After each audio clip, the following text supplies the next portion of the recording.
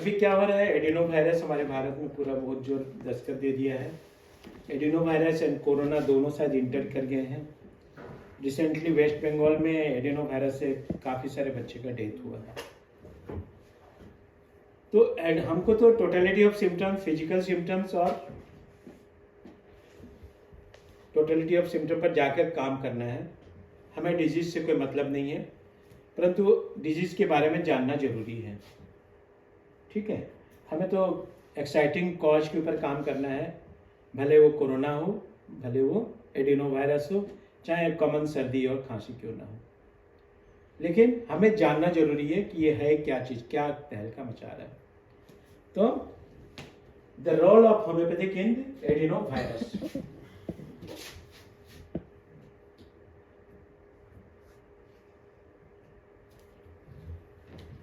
Adenovirus refer to group of viruses that can be cause a wide range of illness.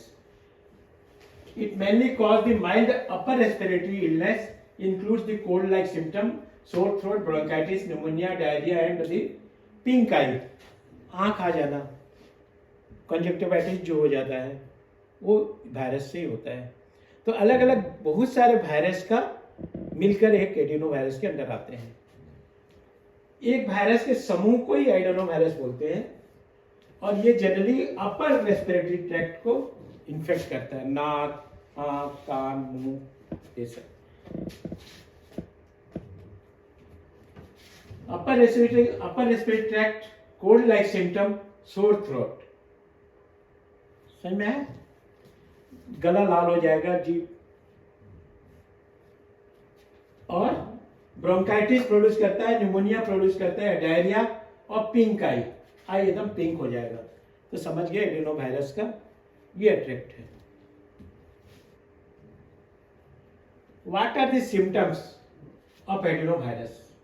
Adeno virus having a common cold flu like symptoms, fever, sore throat and sometimes throat pain, acute bronchitis, coughing, sneezing, pneumonia, pink-like eye, acute gastritis, inflammation of the stomach and intestine causing diarrhea, vomiting, nausea and stomach pain.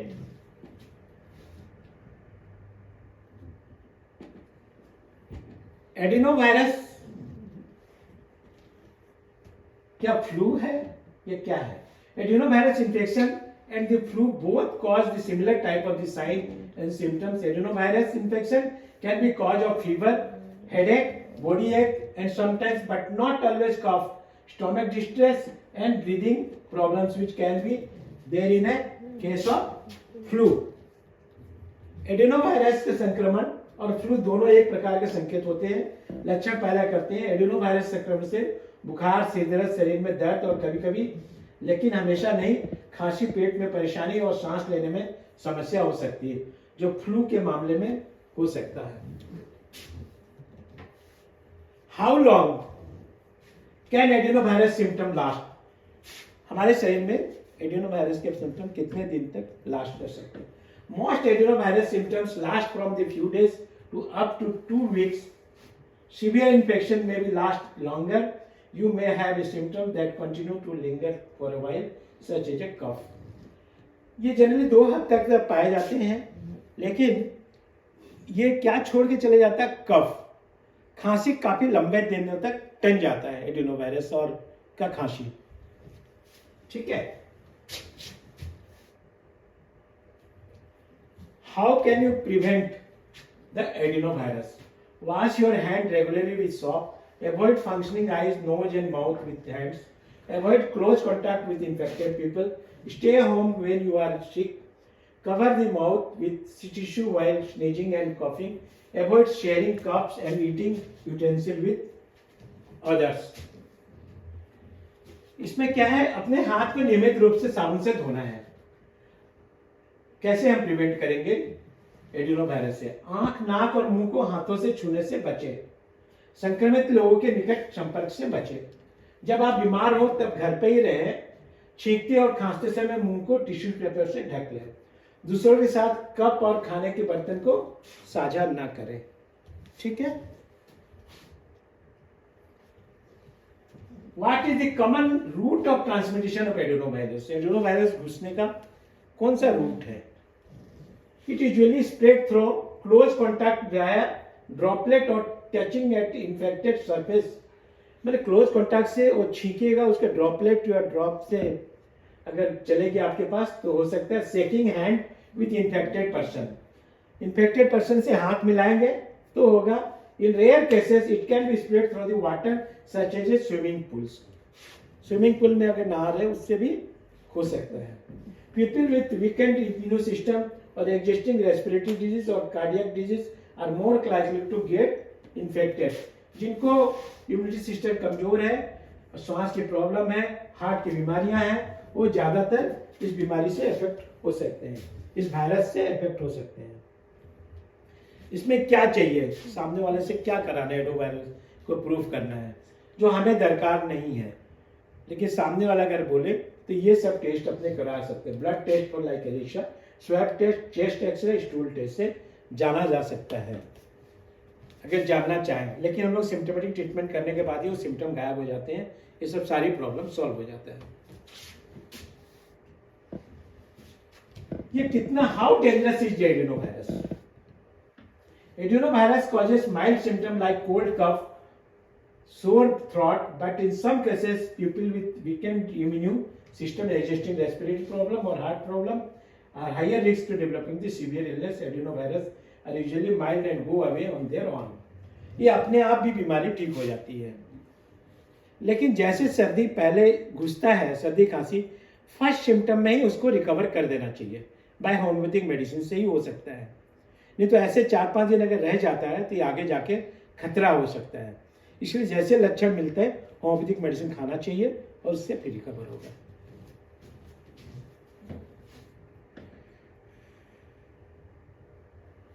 अब ये adenovirus और corona virus में क्या अंतर है? Adenovirus, corona virus cause infection that share many common symptoms. दोनों के common लक्षण रहते हैं। So it can be hard to tell the two apart. Both can be transmitted through the respiratory droplets or direct contact. Both can cause severe respiratory tract infection. But adenovirus can linear longer than the coronavirus. Coronavirus के short period में रहता है, लेकिन adenovirus कुछ लंबे दिनों तक सफर करते रहता है। And they are the more resistant to disinfection. Coronavirus have an extra layer envelope that covers their protein cell capsid. The envelope is membrane made of lipids and proteins that they protect the virus when it's outside of its host cell. The images you can see in the coronavirus have a spike protein coming out from their envelopes.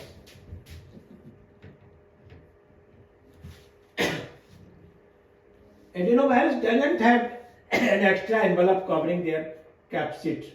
Cell के extra covering नहीं रहता है। The absence of envelope actually makes them more resistant to disinfect.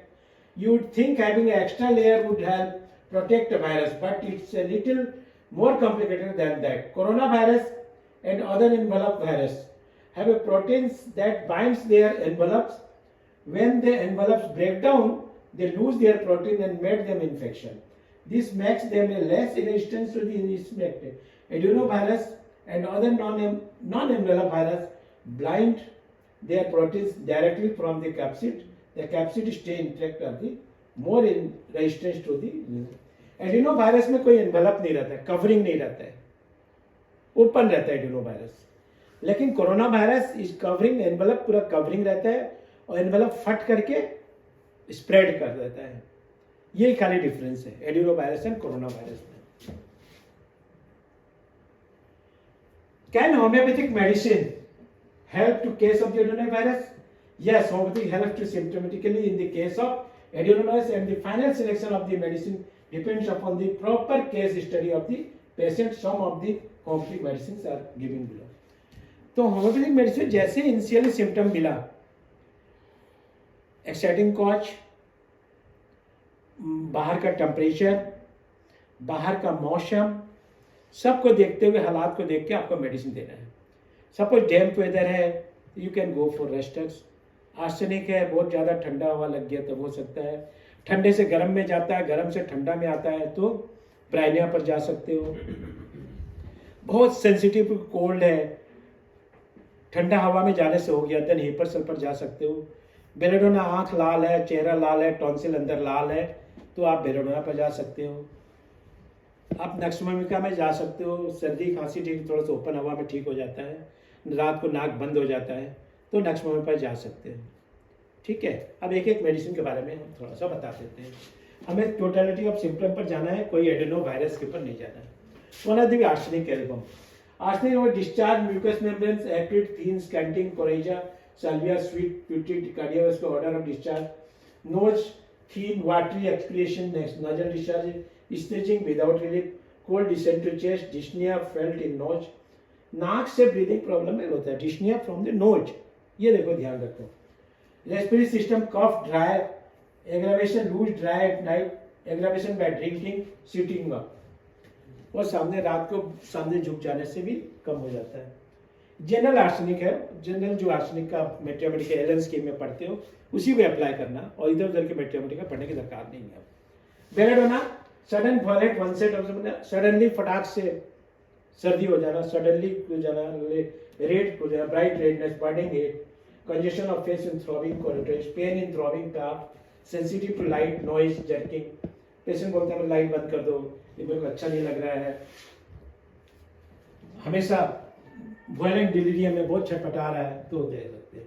Bryonia का respiratory system, dropsical effusion into this serious synovial noise resulting from the pleurisy, expectation, rusty blood, they can cough, dry, hard, very painful at night, as if from the stomach, must sit up, aggravation eating and drinking के बाद में खांसी हो जाना, कोई बोलते हैं ना खाते ही आ जाते हैं। फेरम फस, high temperature, sudden violent effect, dryness, bright redness, burning heat, great pain, congestion of the head with throbbing carotides, धक धक करना, sensitive to draft of the cold air, pain, throbbing, sharp knitting, shooting, jerks, spasm, dilated pupils, photophobia, dry, hot mouth and bright red, glossy skin, jerks and during spleen, wildly delicious and restless and beating mania.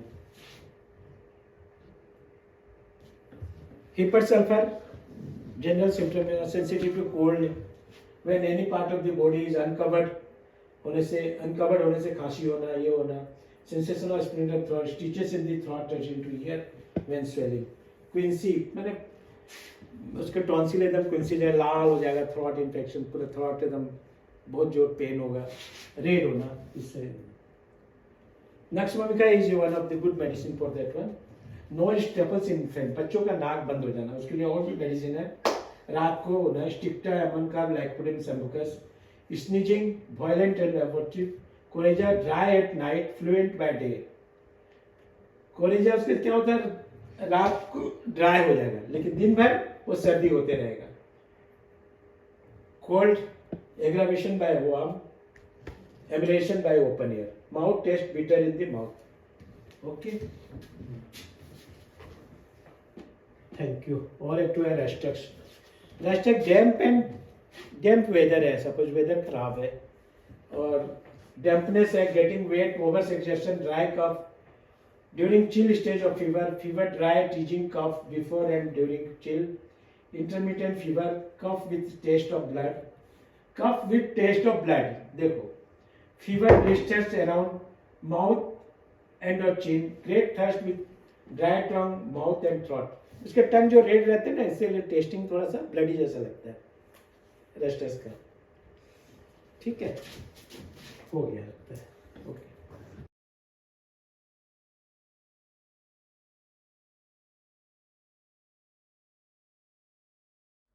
We are providing 6 months practical clinical training for BHMS graduates, and that will actually help you to become a good practitioner. So you're welcome to join. Thank you.